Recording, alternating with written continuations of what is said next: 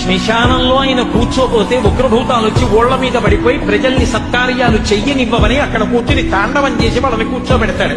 పార్వతీదేవి అడిగింది మహాభారతం అనుశాసనిక పర్వంలో, శుభ్రమైన కైలాసం ఉండగా, ఇంత ఐశ్వర్యం ఉండగా, చింతామణి గృహం ఉండగా శ్మశానంలో ఎందుకుంటున్నారని అడిగింది.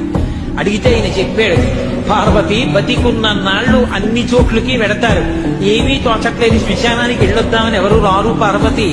నేనంతవాణ్ణంటాడు, పొడుగ్గా ఉన్నానంటాడు, తెల్లగా ఉన్నానంటాడు, పండితుణ్ణంటాడు, పద్యాలు నాకు నోటికొచ్చంటాడు, ఉపన్యాసం చెప్పగలనంటాడు, నాకు పాటలొచ్చంటాడు, నేను నాట్యం చేస్తానంటాడు, నేను అధికారినంటాడు, నా దగ్గర డబ్బు ఉందంటాడు, నేను పాట పాడగలనంటాడు. ఇన్ని ఉన్నాయనుకున్న వాడిలోంచి ఊపిరి బయటికి వెళ్ళిపోయిన తరువాత వాడిని తీసుకెళ్లి 4 కొత్త కర్రల మీద పడుకోబెట్టి చాప చుట్టి తాడు కట్టి పైన నూలు బట్ట కప్పి తీసుకొచ్చి అన్నీ తీసేసి కర్రల మీద పడుకోబెట్టి కాల్చేస్తుంటే జీవుడు లేచి నిలబడి పుర్రె పగిలిపోయిన తరువాత కన్న కొడుకు కూడా స్నానం చేసి వెళ్ళిపోతుంటే చీకటి పడిపోయాక, అయ్య బాబోయ్ చుట్టూ ఉగ్రభూతాలు, నా వాళ్ళన్న వాళ్ళు లేరు, వీళ్ళని నమ్ముకున్నాను, ఒక్కడు లేడని ఏడుస్తుంటే నేనున్నాను రా అని చెప్పడానికి నేను కూడా లేకపోతే చచ్చిన వాడు 1000 మాటలు చచ్చిపోతారని అక్కడ ఉన్నారు పార్వతి, నా కర్మకాలక్కడైనా.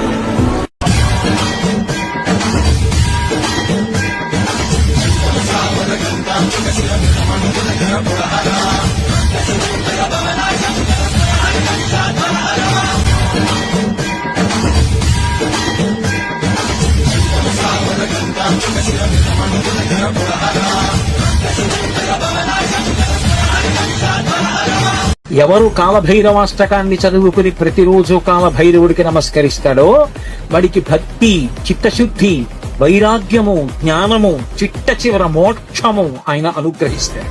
కారాగారవాసం లాంటి ఆపదని కూడా తప్పిస్తాడు. కాశిక